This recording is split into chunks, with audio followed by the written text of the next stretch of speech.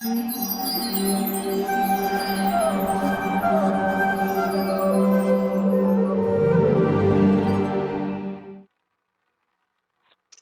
कृष्ण प्रभु जी। हरे कृष्ण प्रभु जी।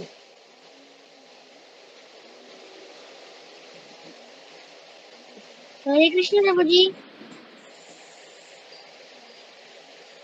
अभी वो लेफ्ट हो गए, वेट करो वेट करो।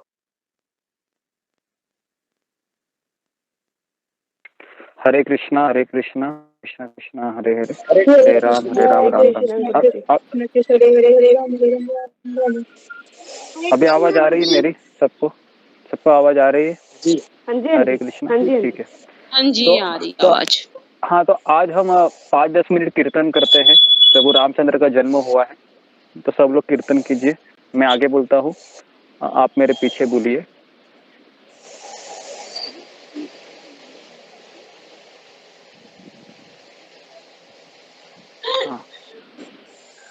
श्री राम जय राम बोलिए। श्री राम जय राम जय जय राम। श्री राम जय श्री राम जय राम जय जय राम। श्री राम जय राम जय जय राम। रघुपति राघव राजा राम। रघुपति राघव राजा राम। रघुपति राघव राजा राम। रघुपति राघव राजा राम। पतित पावन सीताराम। पतित पावन सीताराम। पतित पावन सीताराम। पतित पावन सीताराम। राघव रघुपति राघव राजा राम। राम। पतित पतित पावन सीताराम।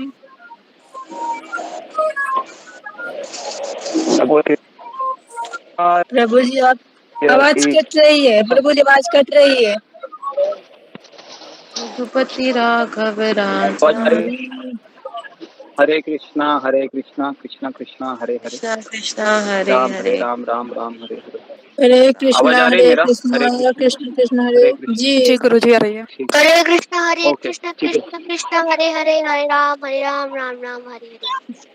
ठीक है, ओके, ठीक है। तो अभी हम थोड़ा कीर्तन करते हैं। सीताराम जय सीताराम, सीताराम जय सीताराम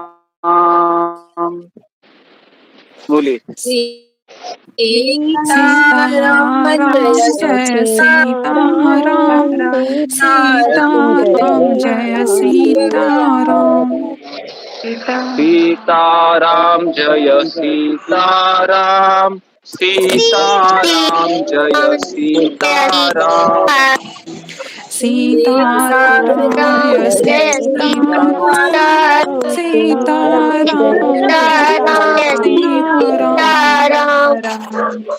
सीताराम जय सीताराम, सीताराम जय लक्ष्मण हनुमान। सीताराम जय सीताराम, सीताराम जय लक्ष्मण हनुमान। सीताराम जय सीताराम, सीताराम जय लक्ष्मण हनुमान। सीताराम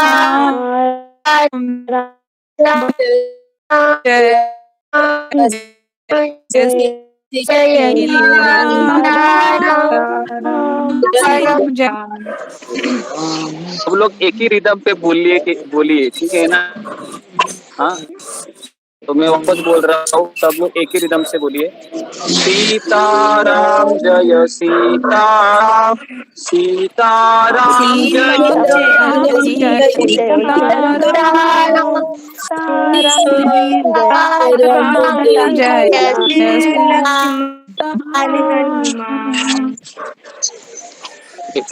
तो अभी हम राम कथा को शुरुआत करते हैं।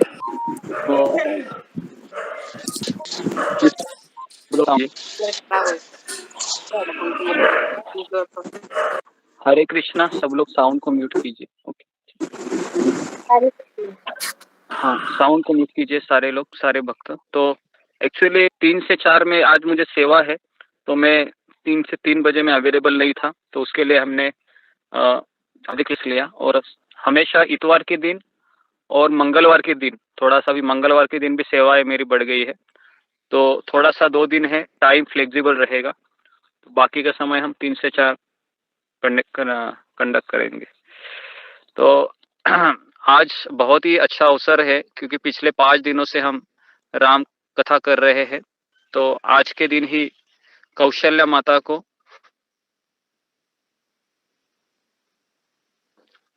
वो रामचंद्र का जन्म हुआ था आज के दिन। तो थोड़ा सा जन्म की कथा में आपको करने का प्रयास करता हूँ। तो हम वाल्मीकि रामायण से पढ़ रहे हैं। तो कहा जाता है कि 9 भक्ति है, जिसमें श्रवणम, कीर्तनम, स्मरणम, वंदनम, अर्चनम, दास्यम और आत्मनिवेदनम। तो वैसे रामायण में ऐसे 6 से 7 पात्र है जिन्होंने श्रवणम के आचार्य है। तो कौन है श्रवणम के आचार्य? जिस तरह से भागवत में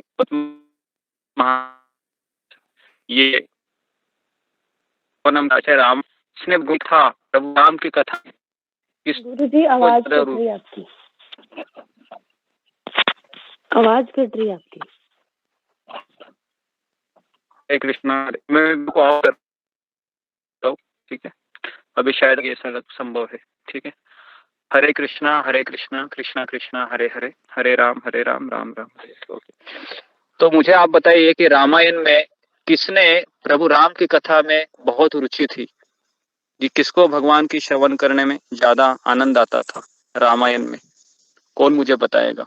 कोई ऐसा कैरेक्टर जो राम कथा सुनने में बहुत इंटरेस्टेड था रामायण में? हनुमान जी, हनुमान जी, हनुमान जी, हनुमान जी। हनुमान जी। हनुमान जी कैसे? कोई प्रसंग हाँ, कैसे कोई प्रसंग आपको याद आ रहा है रामायण का जिसमें हनुमान जी ने भगवान के बारे में सुनने में ज्यादा रुचि दिखाई? सीता माता जब, कौन सा प्रसंग ऐसा याद आ रहा है? सीता माता जब हाँ, सबको उपहार देती है सीता, तो हनुमान जी को हाँ, मोतियों की माला देती है, लेकिन उन्हें वो पूरी मोती की माला तोड़ के हाँ, देते, उन्हें राम भगवान नहीं मिलते, तो वो माला तोड़ के फेंक देते, तो सब उन पे हंसते हैं कि एक बंदर क्या मोतियों की माला का महत्व समझेगा। राम को वो पूछते हैं कि आपने ऐसा क्यों किया, तो वो बताते कि इसमें आपका और माता नहीं है, तो मैं ये क्यों ग्रहण करूं। तो फिर मंत्रीगण कहते तो तुम ऐसी बात करती तो जैसे तुम्हारे हृदय में है, तो बोले हाँ मेरे हृदय में है राम सीता, तो बोले दिखाओ। फिर वो अपना सीना चीर के प्रभु राम और माता का छवि दिखा।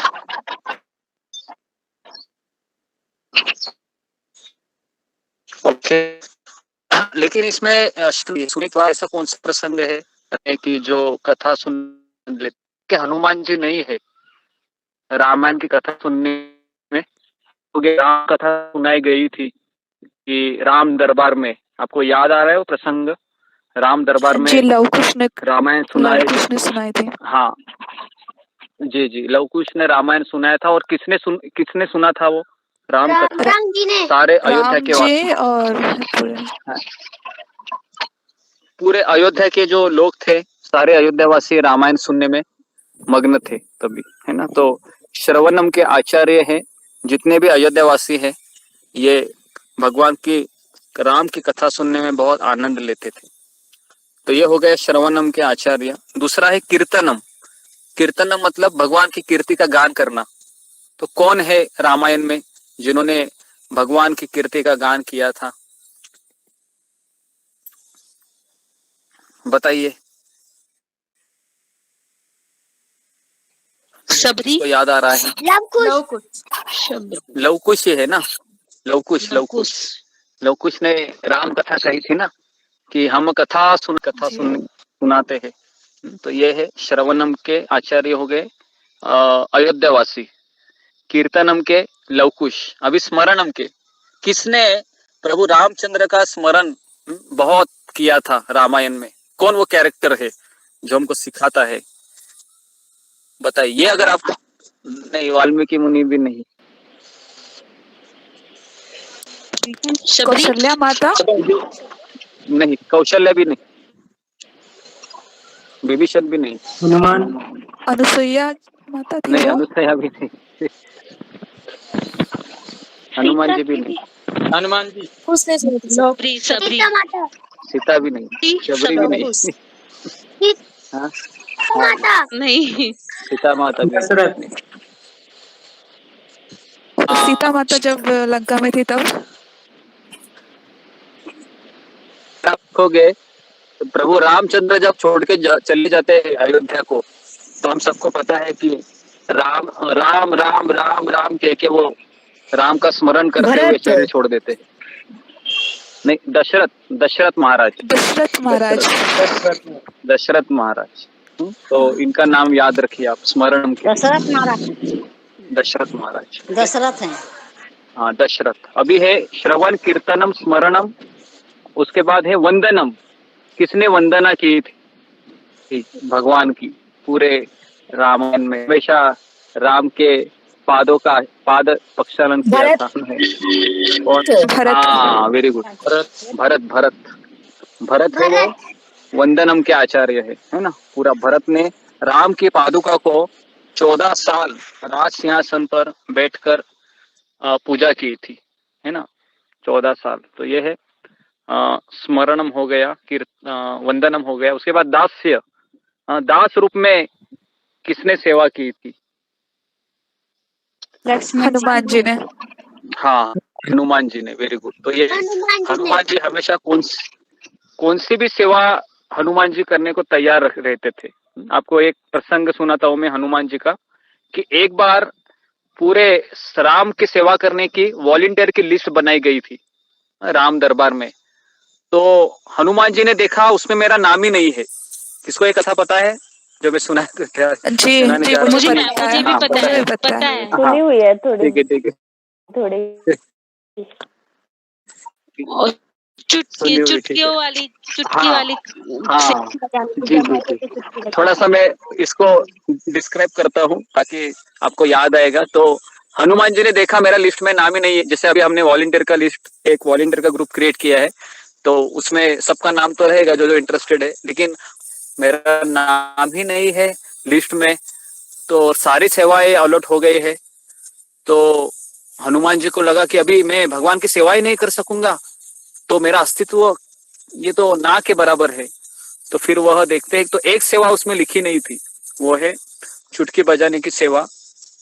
और उसके लिए वो जो सेवा का लिस्ट बनाया गया था उसके पास चले गए।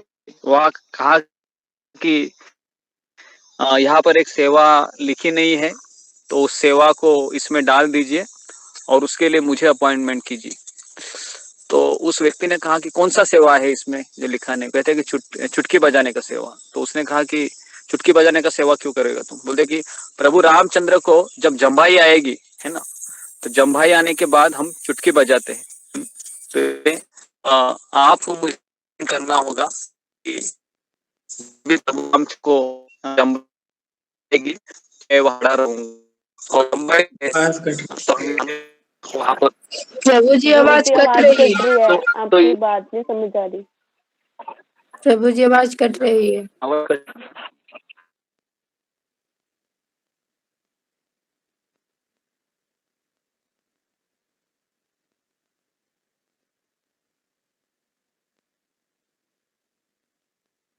हरे कृष्णा कृष्ण कृष्ण हरे हरे, हरे राम राम राम।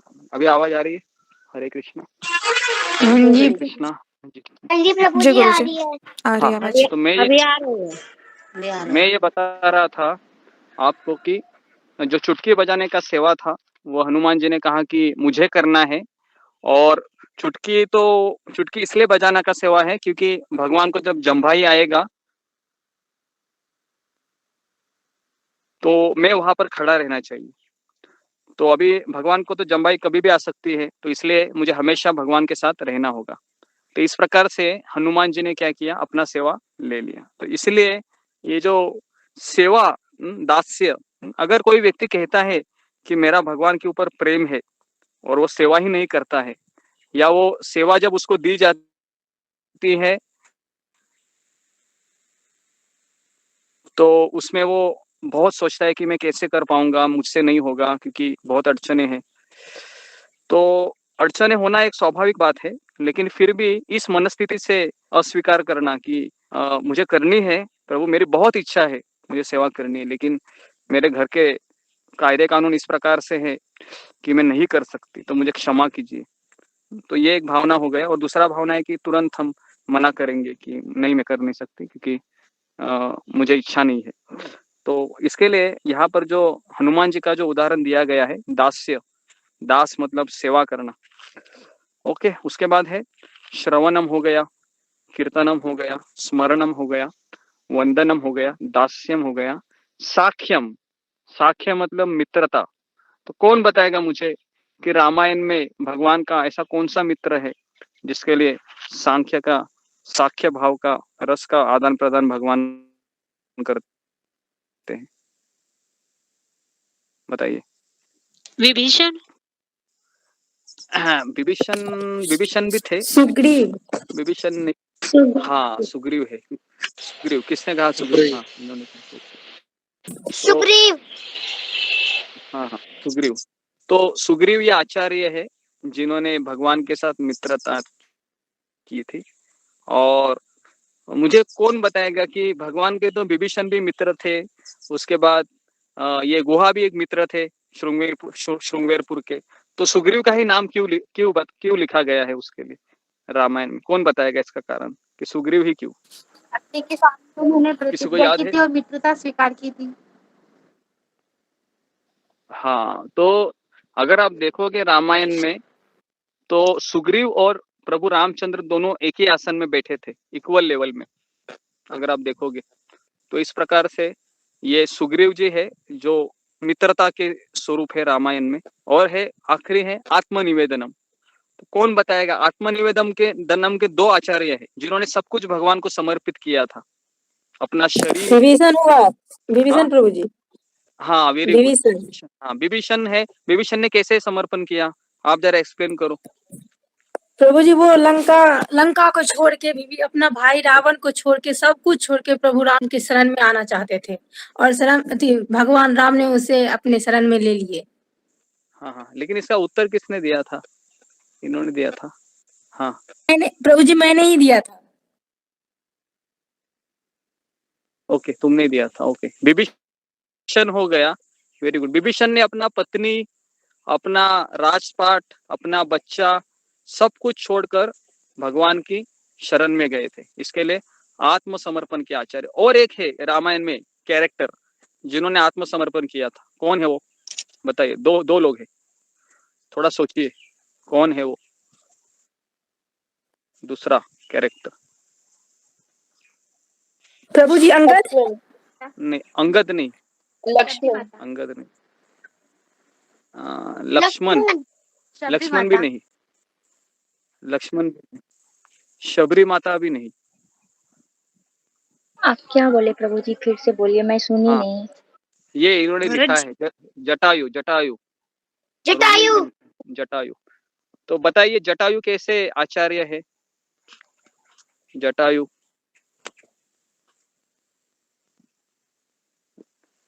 जटायु ने कैसे समर्पण किया था? अपने प्राण न्यौछावर करके सीता माता की थी। हाँ, जटायु ने अपने आप के शरीर का पूरी तरह से बलिदान किया प्रभु की, सीता मैया की रक्षा करने के लिए। तो इसके लिए जटायु का उदाहरण यहाँ पर अर्चनम रह गया था हमारा। अर्चनम और पाद सेवनम, ये दोनों रह गए। अर्चनम मतलब भगवान की पूजा करना। किसने भगवान की पूजा की थी रामायण में? कौन बताएगा? बताइए। रामायण में हनुमान किसने, जी ने। अरे ये तो ज्यादा ही बोल रहे हैं किसके, नीलम का केवट ने बेटा, प्रभु जी, केवट। केवट ने नहीं, सीता ने भी नहीं, किए थे सबरी ने। हाँ शबरी ने किया था। कैसे किया था शबरी ने, बताओ। शबरी ने वो रोज जमीन पर फूल के वो बिछाती थी कि भगवान आएंगे ऐसे करके, और फिर रोज बेर तोड़ के रखती थी। तो आई थिंक वो हाँ, तो भगवान के बोले वो फल और फूल ये तोड़ के लाती थी और उनकी राह देखती थी। तो इसके लिए अर्चनम के आचार्य है शबरी जी, और है पाद सेवनम, एक रह गया था। किसने भगवान के पाद सेवन हो गया, केवट। भरत ना हुआ था हाँ हो गया था, सॉरी, पाद सेवनम हो जी। गया था भरत। गुरु जी, और एक कौन क्वेश्चन से है। रह गए नवता भक्ति? हाँ हाँ हाँ बोलो। मैं ये पूछ रही थी कि विभीषण तो आर्त भाव से आए थे भगवान के पास, तो वो भक्त जैसा हुआ ना फिर, या वो सखा हुए? भगवान देखो, भक्त भी भक्त ही है, लेकिन भक्त के 5 कैटेगरी होती है ना। जैसे मैंने आपको बताया था जी कि शांत रस, दास्य रस, साख्य रस, जी आत्मनि और ये सल्य रस। तो ऐसे 5 प्रकार के रस होते हैं। तो भगवान ने विभीषण को मित्र माना था, इसलिए मित्र माना था क्योंकि वो भी एक राजा था, और प्रभु रामचंद्र भी एक राजा थे।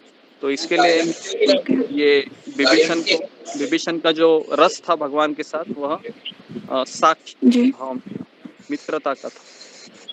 तो मतलब लेकिन भगवान के पास कोई किसी भी भावना से जाता है, जैसे आपने बताया कोई भगवान को जानने के लिए जाता है, कोई दुख से जाता है, जैसे आपने बताया था कि आर्त भाव से जाता है ऐसे।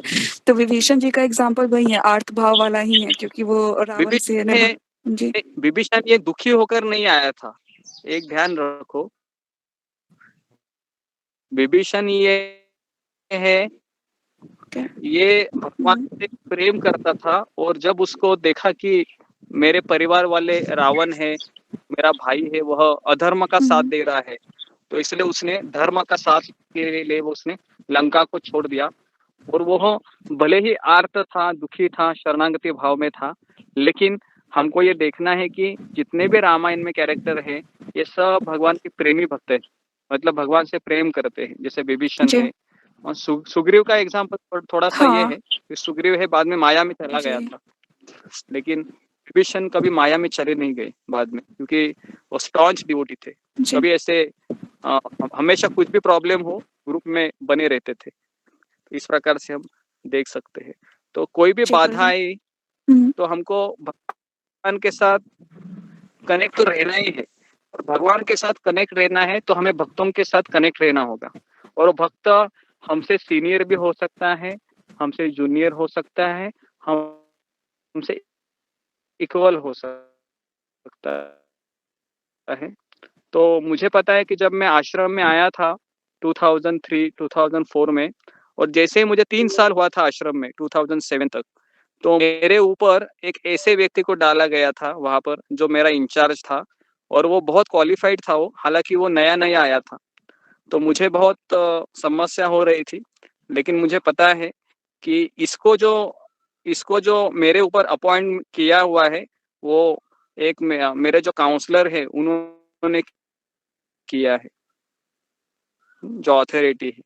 तो उसके लिए अगर मैं इस व्यक्ति का कहना नहीं मानूंगा, तो फिर वो इनडायरेक्टली वो उस अथॉरिटी के सामने मेरा फिर वो अवज्ञा होगी, उसकी अवज्ञा होगी। तो उसी के लिए क्या होता है कि सत्संग में हमारे अहंकार का शुद्धिकरण होता है, हमारा ईगो होता है ना, उसका शुद्धिकरण होता है, क्योंकि ईगो के वजह से ही हम यहाँ पर अटके हुए हैं अभी। तो इसलिए जब तक आप भक्तों के संग में आकर आप भक्ति नहीं करोगे, तब तक हमारा जो मूल अनर्थ है अहंकार, वो साफ नहीं होगा। तो इसलिए हम आज तक कभी-कभी हमको ऐसी सेवाएं दी जाती है कि मुझे जूनियर लोगों का भी सुनना पड़ता है, जो मेरे से बाद में आए भक्ति में, लेकिन मुझे भी वो करना है। ऐसा नहीं कि मैं खुद हमारे यहाँ पर भी, मैं यहाँ पर भले रह रहा हूँ, लेकिन मेरे ऊपर भी कई सारे लोग हैं, मुझे भी रिपोर्टिंग करनी पड़ती है, कुछ गलत हो गया तो मुझे भी डांटते हैं। लेकिन क्या करें, क्योंकि कृष्ण कहते हैं कि मेरे भक्तों में ही तुमको मैं मिलूंगा, और मैं कहीं नहीं मिलूंगा। तो अभी अगर मैं सोचूंगा कि मुझे ये आदमी ठीक नहीं लगता है, तो मैं अभी इस्कॉन को छोड़ के चला जाऊं, तो फिर मैं कुछ सीखा ही नहीं ना। तो उसके लिए हमको ये जो कैरेक्टर है ना रामायण के, कितना भी दुख आए, जी जैसे भरत का हो, लक्ष्मण का हो, कौशल्या माता, सब रोते हैं रामायण में, क्योंकि सबको जी लगता है जी कि मेरा राम मेरे साथ नहीं है, मेरा राम कहाँ गए, मैं कैसे राम के बिना जीऊंगी, मैं कैसे राम के बिना जीऊंगा। लेकिन आप देखोगे भरत ने 14 साल बिना राम के 14 साल निकाले, है ना। लक्ष्मण ने राम के साथ निकाले 14 साल, बहुत सारे दुख उसने झेले, है ना। नंगे पाँव वो चलते थे वन में। जी तो इसलिए ना ये सब चीजें हैं, हम ध्यान से जब पढ़ाई करेंगे ना, जो मैं यहाँ पर आपको बता रहा हूँ, तो ही आपको क्या जी होगा, कृष्ण राम दिखेंगे। नहीं तो फिर आप फिर ऐसे ही अपने मन की भावना से चलेंगे, उसको मन की भावनाएं कहते हैं, जो अलग अलग उमड़ती रहती है बीच बीच में। तो इसके लिए थोड़ा सा हमें इसको देखना चाहिए, सुधारना चाहिए। जी गुरुजी। तो अभी हम देखेंगे कि और एक कैरेक्टर है, लक्ष्मण का कैरेक्टर रह गया था। तो लक्ष्मण किस में आएगा, पूरे हो गए हमारे नवदा भक्ति में 9 कैरेक्टर। श्रवणम हो गया, कीर्तनम हो गया, स्मरणम हो गया, अर्चनम 4 हो गए, पाद सेवनम 5, वंदनम 6, वंदनम पे हो गया ना, वंदनम हो गया नहीं हो गया, वंदनम जी हुआ हो गया। है वंदनम। हाँ, वंदनम के कौन है आचार्य, किसने बोला, जिसने भगवान के पैर पड़े थे, वंदनम केवट केवट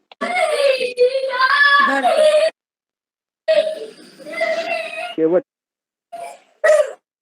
वंदनम, वंदनम मतलब भगवान को नमस्कार करना, नमस्कार करना मतलब आज्ञा का पालन करना। लक्ष्मण जी भी करते थे।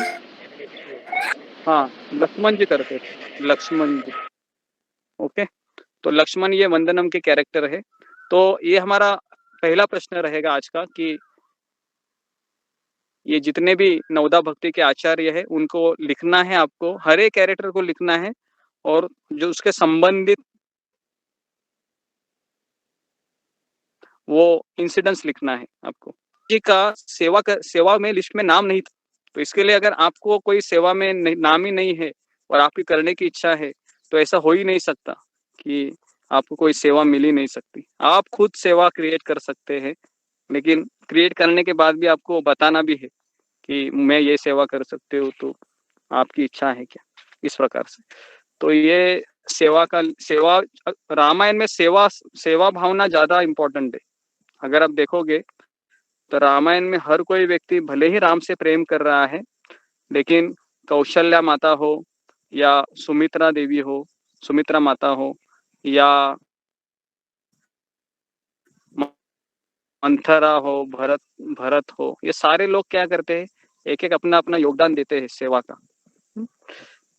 ठीक है, तो अभी हम राम कथा में जाते हैं, जन्म कथा में। जैसे पता है दशरथ महाराज को एक लड़की थी, कौन बताएगा उस लड़की का नाम क्या है? शांता। दशरथ और कौशल्या को शांता, हाँ वेरी गुड। तो शांता का विवाह है वह किनसे हुआ था, इसको पता है? शांता का विवाह इसका हाँ श्रृंगी ऋषि से हुआ था। ऋषि श्रृंग करके एक ऋषि थे, उनसे हुआ था, है ना। तो दशरथ महाराज को वशिष्ठ मुनि ने कहा था कि अगर आपको पुत्र चाहिए, है ना, तो आपको पुत्र कामेष्टि यज्ञ करना होगा। लेकिन वो यज्ञ करने के लिए आपको ऋषि श्रृंग को अपने राज्य में अयोध्या में इनवाइट करना होगा। तो अभी ये ऋषि श्रृंग को कैसे इनवाइट करे? तो फिर रोमपाद करके एक राजा है, जो उनके पिताश्री को बताया गया कि आप है, इनको जरा ऋषि श्रृंग को अयोध्या में बताइए, इनवाइट कीजिए कि पुत्र कामेष्टि यज्ञ करना है। तो सुमंत है, दशरथ महाराज सुमंत को भेजते हैं ताकि ये पुत्र कामेष्टि यज्ञ ऋषि श्रृंग अयोध्या में आके करे। तो रोमपाद के कहने पर, अभी ये रोमपाद कौन थे कि जिन्होंने शांता को संभाला था, मतलब, तो इसके लिए वो एक प्रकार से रोमपाद के जवई थे और दशरथ पे भी जवई थे, तो इसके लिए रोमपाद का कहना वो टाल नहीं सके ऋषि श्रृंग, और वह अयोध्या में आते हैं। सबसे पहले वह अश्वमेध यज्ञ करने के लिए कहते हैं दशरथ राजा को। और दशरथ राजा को कितनी रानियां थी? कौन बताएगा मुझे? दशरथ तीन नहीं थी, कितनी रानियां थी? 7 रानियां थी प्रभु। हाँ, 353 रानियां थी, 353। याद रखिए, ये हमारा अगला प्रश्न है। उसमें से 3 रानियां प्रमुख थी, वो है सुमित्रा, कौशल्या, कैकेयी। और इनमें से किसी को भी पुत्र नहीं था, ठीक है। और बाकी के जो 350 रानियां हुई थी, वह भी क्यों हुई थी? इसके पीछे कारण है। जब भी परशुराम जी आते थे, है ना, जो क्षत्रिय थे, भगवान का ही अवतार थे, वह तब राजाओं का ये करते में आते थे, तो ये क्या करते थे, दशरथ महाराज शादी करते थे किसी एक कन्या से, क्योंकि उसका नियम था अगर किसी राज्य में विवाह हो रहा है तो मैं वहां के राजा को नहीं मारूंगा। समझ में आ रहा है ना? तो इस प्रकार से ये दशरथ महाराज ने 350 रानियां की थी, क्योंकि 350 बार वो वहां पर आए थे। कौन? ये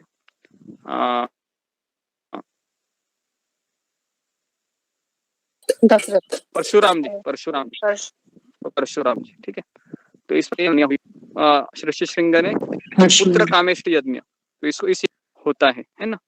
तो अभी आप बोलोगे कि ये पहले ऐसे यज्ञ हुआ करते थे, लेकिन अभी ऐसा यज्ञ नहीं करते, है ना। अगर किसी को पुत्र चाहिए अभी, तो शादी करते हैं, और शादी के बाद जब पत्नी सेवा करती है पति की, तो उसके बाद फिर उसको पुत्र होना ही है। लेकिन पहले त्रेता युग की बात है, जब प्रभु रामचंद्र और ये 3 भाई राम, लक्ष्मण, भरत, शत्रुघ्न जब प्रकट हुए थे, तब वो उस यज्ञ में एक देवता प्रकट हुए थे, जो वाल्मीकि मुनि कहते हैं। तो अभी मैं आपको जो वाल्मीकि मुनि ने जो लिखा है, किस तरह से ये यज्ञ किया जाता है, और उसके बाद किस तरह से वो जो एक खीर होती है, वो खीर किस तरह से ये तीनों रानियों को बांट देते हैं, तो उसके ऊपर मैं थोड़ा सा अभी ये वाल्मीकि रामायण से ही मैं बोलता हूँ, ताकि आपको उस प्रसंग को भी याद रहेगा, ठीक है। हाँ, तो देखिए यहाँ पर अभी ऋषि श्रृंग है, वो यज्ञ की शुरुआत करते हैं, और यहाँ पर कहते हैं कि आपका जो वरदान है, आपने जो वरदान दिया है दशरथ महाराज को, तो उस वरदान के फायदे के रूप में इनको इनकी तीनों रानियां गर्भवती होगी। तो इसके लिए ब्रह्मा जी ने ही यही बात है वह समस्त देवताओं को कही कि आप है अभी पूरे पृथ्वी पर बंदरों के रूप में क्या कीजिए, आप अवतार लीजिए, ठीक है।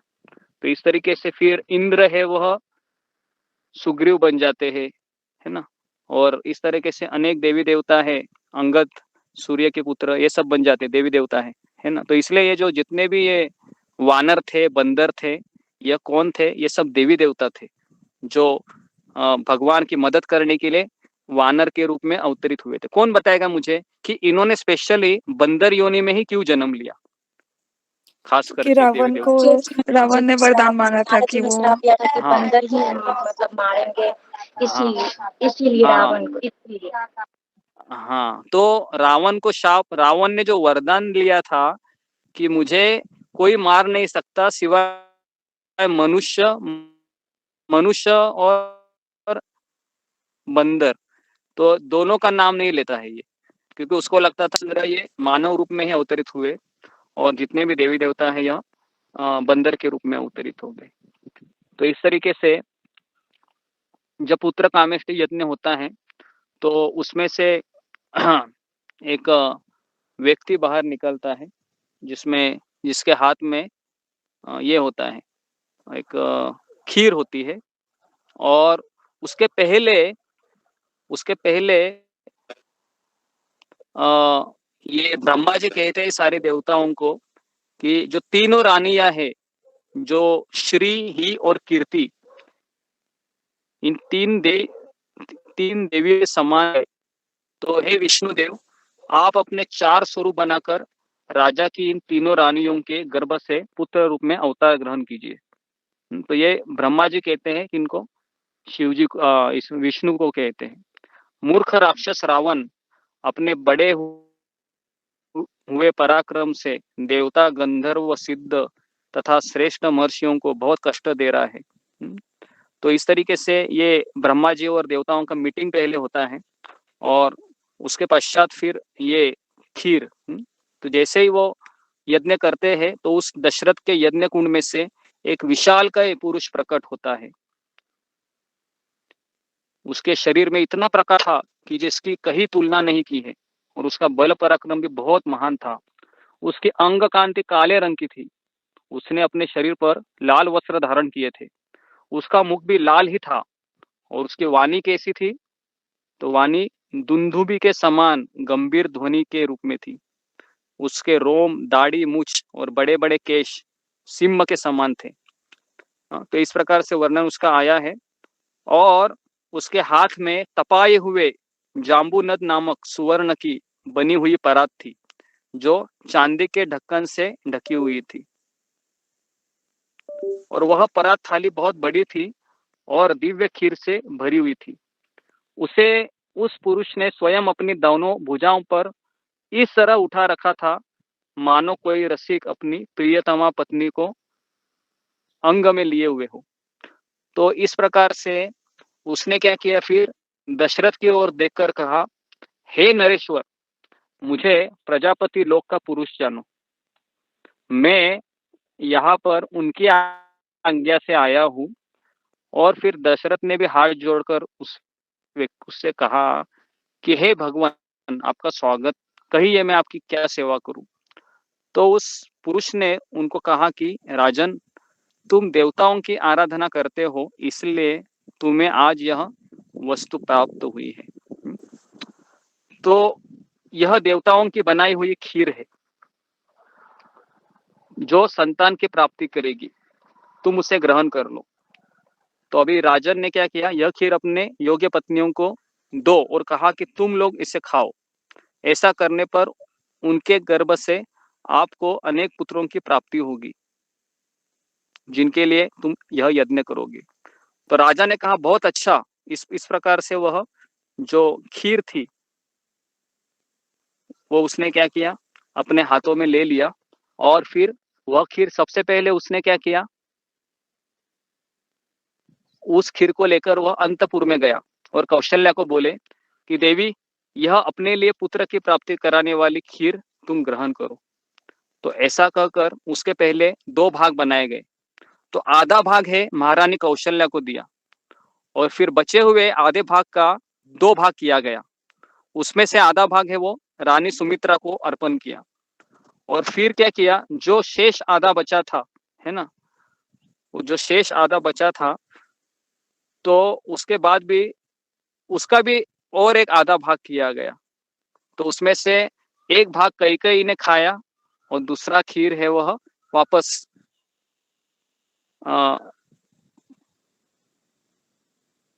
इन्होंने दशरथ महाराज ने सोच समझकर किसको दिया, कौन बताएगा?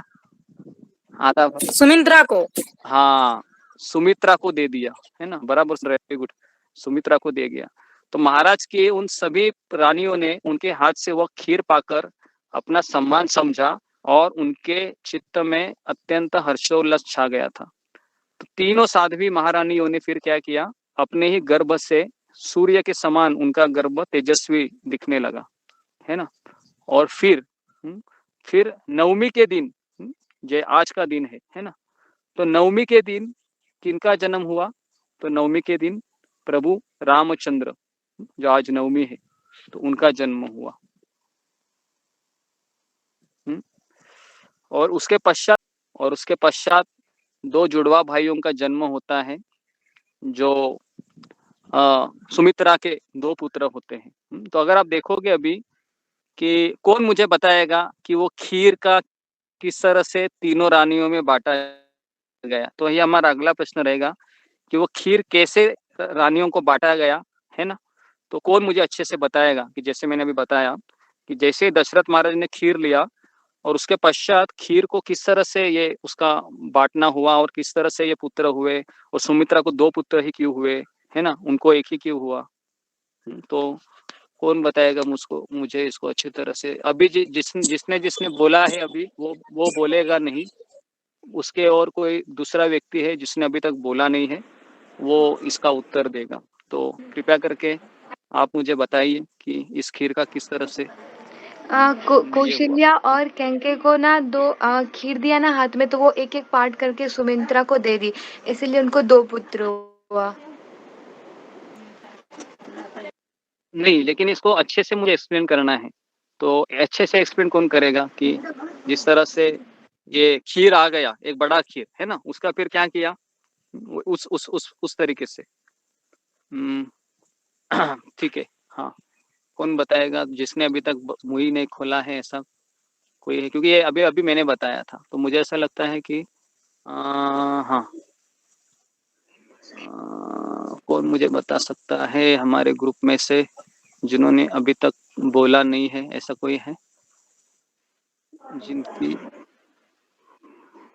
अच्छा, हाँ, मीनाक्षी रावत, बोलो।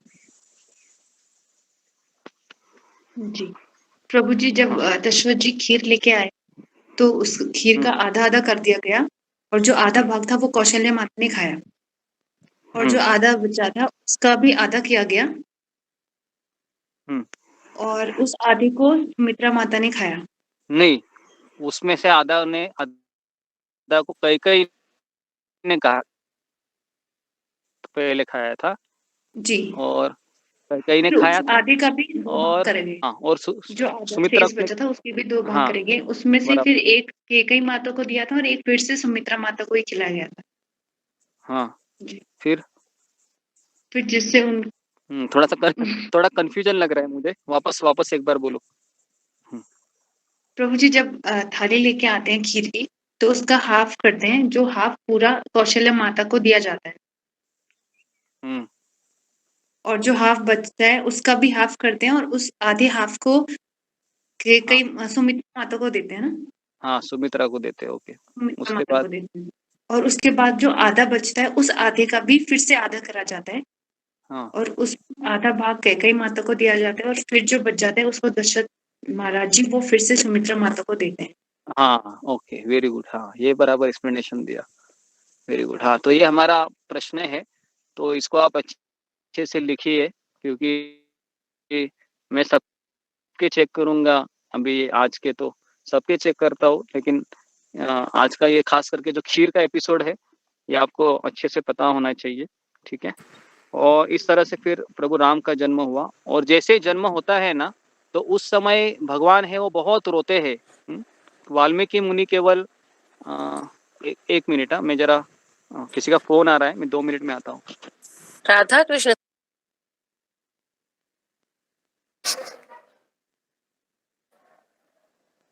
हाँ, हरे कृष्णा, हरे कृष्णा, हरे कृष्ण हरे कृष्ण सर, ओके। हाँ, सब हरे लोग साउंड को जरा, प्रभु हरे कृष्णा, साउंड को जरा म्यूट कीजिए। हरे कृष्ण, हरे हाँ, कृष्ण। तो मैं ये बता रहा था आपको प्रभु जी क्षमा कि करें, कुछ जब कहना प्रभु है। रामचंद्र, हाँ बताइए क्या कहना है। हाँ जी, प्रभु जी आपने जो बताया खीर वाला एपिसोड, तो आधा आधा कैकेयी और आधा कौशल्या को दिया गया है ना। और जहाँ तक मेरी जानकारी में है कि जो खीर की कटोरी आई थी, तो दशरथ राजा ने दोनों रानियों को, कैकेयी को और माता कौशल्या को दिया था आधा आधा। फिर जो माता कौशल्या है उन्होंने कहा, सुमित्रा की तरफ बड़े प्यार से देखकर कहा कि ले आधा भाग तू ही खा ले बहन, और कैकेयी ने भी कहा कि ले मेरा भी आधा भाग तू खा ले। जहां तक मेरी जानकारी है, बाकी सच्चाई आप ही जानते होंगे। सच्चाई तब मैं नहीं जाके जानता जो हूँ, सच्चाई ये वाल्मीकि मुनि जानते हैं।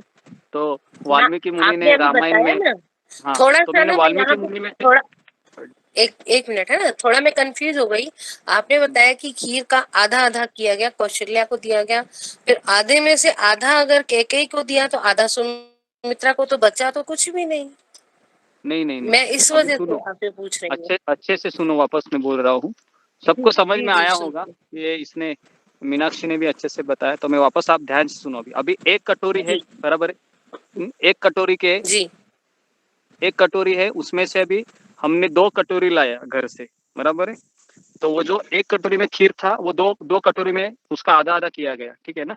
हाँ, तो अभी एक कटोरी है, वो पूरा कौशल्या माता को खिलाया गया है ना, उस 2 में से। समझ में आ रहा है? हाँ, तो अभी आधा तो बच गया, अभी आधा चला गया, अभी आधा ही प्लेट है। तो अभी आधे में से भी और आधे के 2 और कटोरी में वो आधा है वो रखा गया। उसमें से एक कटोरी है वह सुमित्रा ने खा लिया, ठीक है? और जो आधा शेष था एक, उसमें उसके भी 2 पार्ट किए गए। तो उसमें से एक पार्ट कैकेयी ने खा लिया, और जो बचा हुआ है वह दशरथ महाराज ने वापस सुमित्रा को दे दिया। तो इस तरीके से इसका बंटवारा हुआ। समझ में आया? मेरा जी, क्वेश्चन हरे कृष्ण। कर करके खाना। आज कोई पूछेंगे। ठीक और है, प्रभु जी मुझे भी सुमित्रा माता को ही क्यों दिया दोबारा? हाँ, सुमित्रा को वापस दोबारा क्यों दिया? तो इस हाँ, अच्छा प्रश्न है। तो यहाँ पर क्या लिखा है, मैं आपको पढ़ के बताता हूँ कि ऐसा क्या था कि जो खीर है वह दशरथ महाराज ने सुमित्रा को ही क्यों दिया। तो हाँ, तो यहाँ पर लिखा गया है कि महाबुद्धिमान नरेश ने सोच विचार करके पुनः सुमित्रा को ही अर्पित कर दिया। तो सुमित्रा को ही अर्पित किया, ऐसा ही लिखा हुआ है, कारण बतलाया नहीं है वहां पर। हालांकि वो कैकेयी उसकी प्रिय पत्नी थी सबसे, तीनों रानियों में से, लेकिन सुमित्रा के पास एक ऐसा गुण था, है ना, कहा जाता है रामायण में, सुमित्रा के पास ऐसा गुण था कि तीनों रानियों में से सुमित्रा है वो सबको संभाल के लेती थी। हाँ, सबको संभाल के लेती थी। और कहाँ पर भी मनमुटाव होता है, तो अगर आपने देखा होगा रामायण में कि कौशल्या माता भी कभी कभी अधीर हो जाती है और रोती रहती है ना? हाँ, और कैकेयी भी भगवान को ये कर देती है, वनवास भेज। लेकिन सुमित्रा की कैरेक्टर आप देखोगे तो वो हमेशा दूसरों को दूसरों की भावनाओं की कदर करती है और समझती है वो। तो उसके लिए सुमित्रा का जो स्थान है रामायण में वो अलग है। हालांकि सुमित्रा का इतना ग्लोरीफाई नहीं किया जाता है, लेकिन इसके लिए भरत ये दशरथ महाराज ने वो खीर है वो आदि इनको ही दे दिया, इनको सुमित्रा को दे दिया, क्योंकि और इसके लिए सुमित्रा के 2 पुत्र हो गए, वो भरत नहीं, लक्ष्मण और शत्रुघ्न, ठीक है? तो अभी मैं आपको जो बताने जा रहा हूँ खास करके कि जब प्रभु रामचंद्र एक बार रोते हैं, पालने में रखे रहते हैं, इतना रोते हैं कि कौशल्या माता उनको समझाती है, फिर भी वो चुप नहीं होते हैं। तो वशिष्ठ मुनि के पास दशरथ महाराज जाते और कहते हैं कि देखो ये राम बहुत रो रहा है, क्या करे समझ में नहीं आता है। तो कौन मुझे बताएगा कि वशिष्ठ जो ऋषि है वो कौन सा उपाय बताते हैं जिसके राम है वो शांत हो जाता है? किसी ने सुना है ये पास टाइम? हरे जी प्रभु कृष्णा। जी, नहीं सुना है। नहीं सुना है, आपको किसी ने सुना है ये पास टाइम? हाँ, तो इसमें वशिष्ठ मुनि कहते हैं कि लक्ष्मण को क्या करो, आप उनके बगल में लेटा दो। हाँ, लक्ष्मण को उनके बगल में लेटा दो अपने आप राम शांत हो जाएंगे। हाँ, तो फिर क्या कहते हैं, सुमित्रा माता है अपने पुत्र लक्ष्मण को उठाकर राम के बगल में सुला देती है। जैसे सुला देती है प्रभु रामचंद्र शांत हो जाते हैं। तो उसके लिए लक्ष्मण के बिना राम है वह जी नहीं सकते। तो इसके लिए आप देखोगे सीता माता जब छोड़कर जाती है प्रभु रामचंद्र को, तो भी राम है वो जी लेते हैं। लक्ष्मण ये कौन है? अनंत शेष है। अनंत शेष मतलब जो सांप होता है ना, बड़ा सांप सर्प होता है जिसके शैया पे भगवान सोते हैं, तो भगवान की शैया है ये लक्ष्मण जी। तो उसके लिए लक्ष्मण के बिना राम है वो। गुरु जी जैसे आप बताते हैं ना कि कृष्ण के साथ जैसे बलराम जी थे, जैसे जो दोनों साथ में आते हैं, तो राम जी के साथ लक्ष्मण थे, तो इसमें ये नहीं हो सकते थे ये कृष्ण दर्शन जैसे कृष्ण जी के साथ बलराम रहते हैं, तो जैसे साथ में रहते हैं ना, हमें जब भी अवतार लेके साथ में आते हैं दोनों। हाँ, तो इसमें क्या हुआ, जैसे लक्ष्मण जी कौन हो गए? फिर थोड़ा सा कंफ्यूजन हो गया। लक्ष्मण जी कंफ्यूजन क्या है? बलराम जी अनंत शेष के अवतार है, लक्ष्मण जी अनंत शेष के अवतार है। और उसके पश्चात ये भगवान के साथ हमेशा बलराम जी रहते ही है। चैतन्य महाप्रभु के साथ नित्यानंद प्रभु है, ये बलराम जी के अवतार हैं। तो इसके लिए कंफ्यूजन कुछ नहीं। और ये जो बलराम जी है ये आदि गुरु है। जितने भी गुरु है हमारे गुरु शिष्य परंपरा में, सबके गुरु बलराम जी है, क्योंकि बलराम जी हमको सिखाते हैं कैसे भगवान की सेवा करनी चाहिए। कौन मुझे बताएगा कि बलराम जी हैं ये 5 रसों में भगवान के साथ आदान प्रदान करते हैं। बलराम जी शांत रस, दास्य रस, साख्य रस और वात्सल्य रस और माधुर्य रस। किसी को पता है बलराम जी कैसे ये करते? 5 रसों में भाग लेते हैं। तो आप सुनिए अभी। तो पहला है सब लोग जरा साउंड को म्यूट कीजिए इसका। हाँ, देखिए पहला शांत रस। शांत रस में बलराम जी क्या करते हैं, जो भगवान के अर्च विग्रह की पूजा करते हैं ना, जैसा घंटी रहती है, भगवान के चरण रहते हैं, भगवान का जो चामर होता है, भगवान का दिया होता है, भगवान का पोशाक होता है, तो ये सारा है ये बलराम जी का ही स्वरूप है। समझ में आ रहा है? ये बलराम जी का स्वरूप है। दूसरा, दास्य रस में भगवान के बलराम जी क्या करते हैं, भगवान के पैर दबाते हैं जब वह कृष्ण है वृंदावन में जाते हैं, थक जाते हैं तो।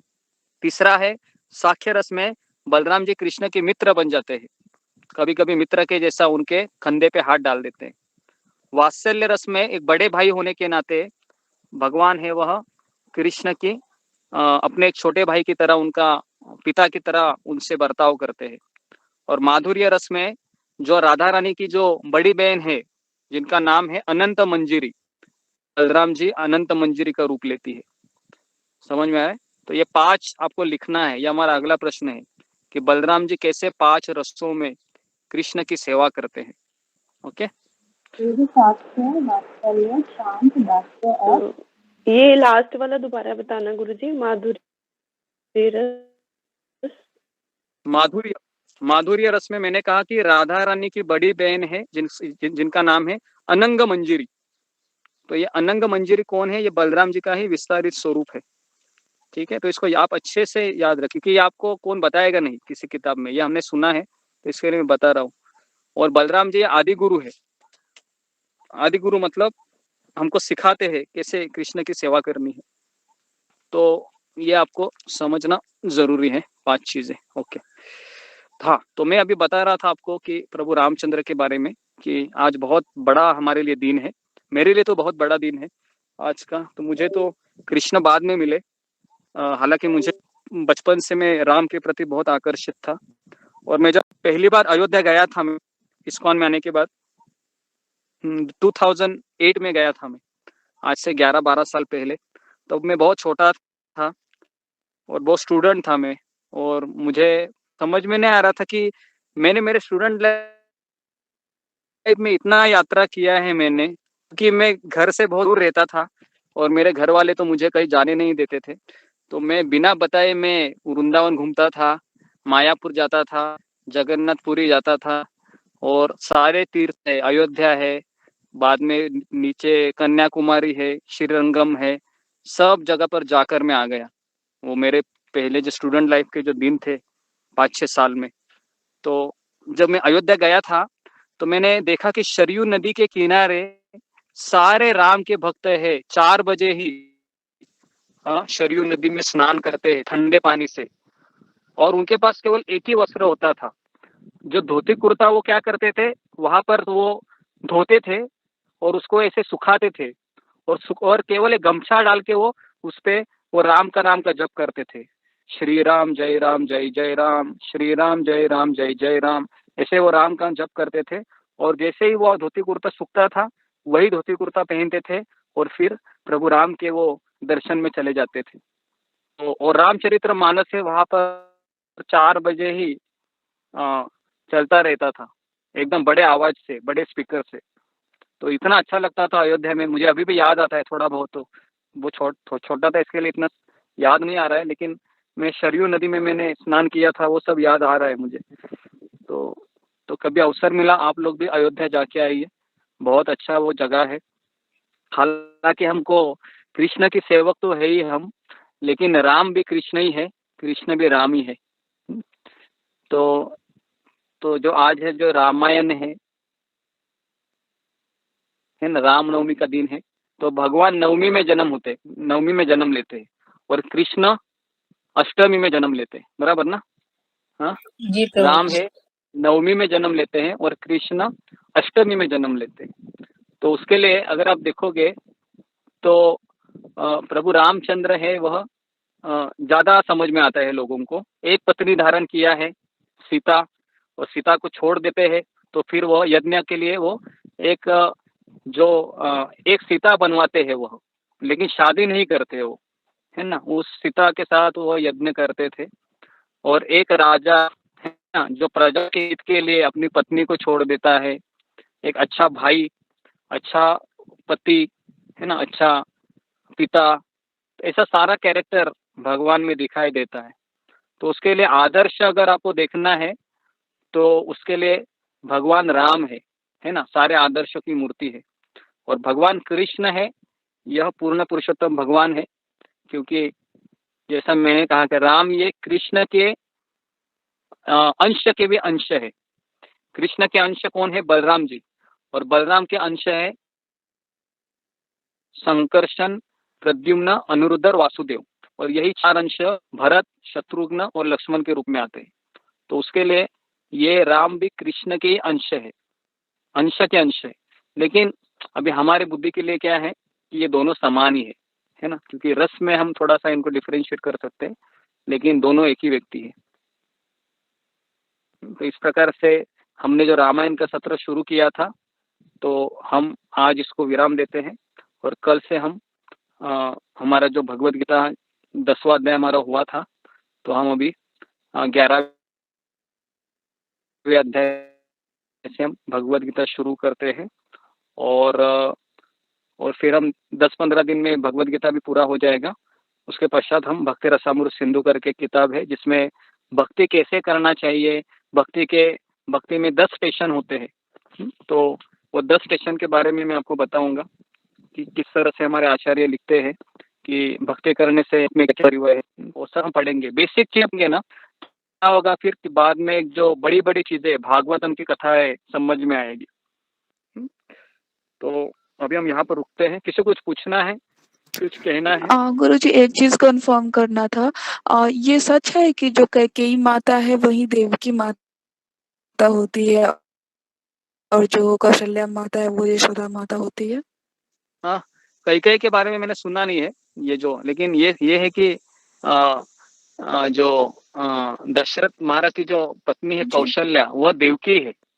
और इनके बारे में सुना नहीं, ये कौशल्या ये कैकेयी ऐसा तो मैंने ऐसा प्रसंग सुना हुआ है कि जो कैकेयी माता है वो भगवान को 14 वर्ष का वनवास भेजती है, इसीलिए वो देवकी माता के रूप में वो 14 वर्ष तक वो मतलब भगवान से दूर रहती है, और फिर जो कौशल्या माता है वो यशोदा माता के रूप में भगवान के साथ रहती है। हाँ, लेकिन हम सुनाए पे भरोसा नहीं करते हैं, हम शास्त्र का प्रमाण मांगते हैं। कहाँ पर लिखा है, क्या पर पुराण हो या भागवत का पुराण हो, तो उसके लिए ऐसा कहीं नहीं है। जैसा मैंने अभी, हाँ, तो ऐसा आप अगर बोलेंगे ना तो मैं विश्वास रखता हूँ, नहीं तो मैं ऐसे मतलब कोई भी किसी ने भी ऐसा भरोसा नहीं करना चाहिए। जैसे अभी मेरे सामने वाल्मीकि रामायण है, तो मैंने अभी उसमें से पढ़कर आपको सुनाया।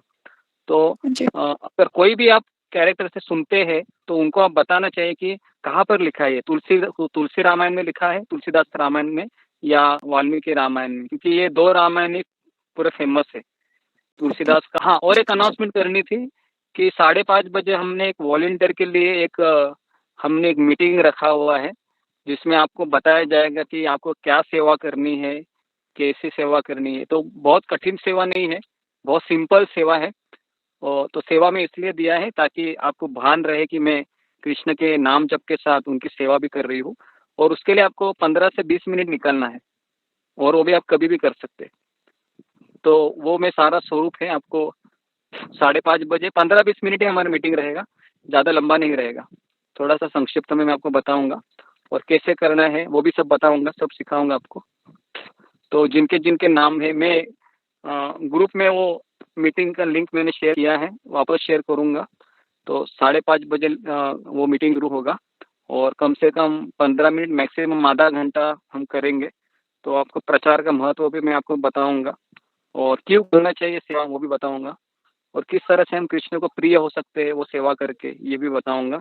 और जो स्टूडेंट है ना, तो जिनके घर में प्रॉब्लम है तो मैं उनको सेवा नहीं दूंगा, क्योंकि घर में थोड़ा सा प्रॉब्लम हो सकता है। तो जो है मुझे ऐसा लगता है कि कर सकते हैं, घर में कुछ समस्या नहीं। और ऐसा मत समझ, अगर आपके घर में समस्याएं हैं तो भी आप नहीं करेंगे तो, लेकिन मुझे ऐसा लगता है कि केवल आपको इसमें 15 मिनट देना है तो आप छुप कर सकते हैं, भले आपके घर में, क्योंकि 24 घंटा तो आप सीसीटीवी कैमरे के अंदर नहीं रहते। थोड़ा बहुत समय तो आपको मिलता ही है, जब आपका पति या सास ससुर घर में नहीं है, उस समय आप कर सकते हैं 10-15 मिनट देख के, ठीक है। तो जिनकी इच्छा है तो आप लोग, वो मैंने ग्रुप इनवाइट लिंक सेंड किया हुआ है, तो आप उसमें ज्वाइन हो जाइए। तो मैं आपको क्या करूँगा उसको मैं बताता हूँ एक्चुअली क्या करना है, कैसे करना है। और ये इतना अच्छा सेवा है ना, और मैं जो आज कर पा रहा हूँ सेवा, वो उसी का भाग है। तो मैं चाहता हूँ कि थोड़ा सा आप ऐसे लोगों को भी आप इस आंदोलन में प्रेरित करें, ताकि जैसा आप अभी कृष्ण भावना में आगे जा रहे हैं, तो ऐसे बहुत सारे जीवात्माएं हैं। तो मैं चाहता हूँ क्यों ना हम उनके लिए भी कुछ करें, है ना, निस्वार्थ भाव से। तो यही एक हमारा लक्ष्य होना चाहिए, और उससे देखो आपको बहुत प्रसन्नता होगी आपके हृदय को, अगर हम निस्वार्थ ऐसे जीवात्मा कृष्ण से कनेक्ट करते हैं, है ना, उसकी मदद करते हैं, तो उसका आशीर्वाद भी हमें प्राप्त होगा। तो आज रामनवमी का बहुत अच्छा अवसर है, तो मैं चाहता हूँ कि ज़्यादा से ज़्यादा लोग इसमें भाग ले, ताकि आप प्रभुपाद जी के लिए, जिन्होंने उम्र के 70 साल में इस आंदोलन का स्थापना किया था, तो हम क्यों ना ऐसे शुद्ध भक्त के चरण कमलों की सेवा करने का अवसर को हम प्राप्त करें, और रामनवमी के दिन हम प्रभु रामचंद्र को ये भेंट दे, है ना। नहीं तो हम भगवान को क्या दे सकते हैं, भगवान के पास तो सब कुछ है। तो हम क्यों ना कुछ उनके भक्तों के लिए, उनके जीव के लिए करें, जो भगवान से अभी बिछुड़ गया है। तो ज़्यादा से ज़्यादा जानकारी मैं आपको मीटिंग में दे दूंगा। तो बहुत बहुत धन्यवाद सारे भक्तों का। तो आज 1 बजे ही मैंने मीटिंग बुलाई थी, इसके लिए बहुत कम लोग हैं। तो किसको कुछ कहना है, बोलना है, 2 मिनट है हमारे पास। मैं भी प्रभु जी मीटिंग ये टाइम, हाँ, 5:30 बजे रहेगा, 5:30। प्रभु जी लिंक सेंड कर दीजिएगा। हरे कृष्ण प्रभु जी। हरे हरे कृष्ण प्रभु जी, हरे कृष्ण।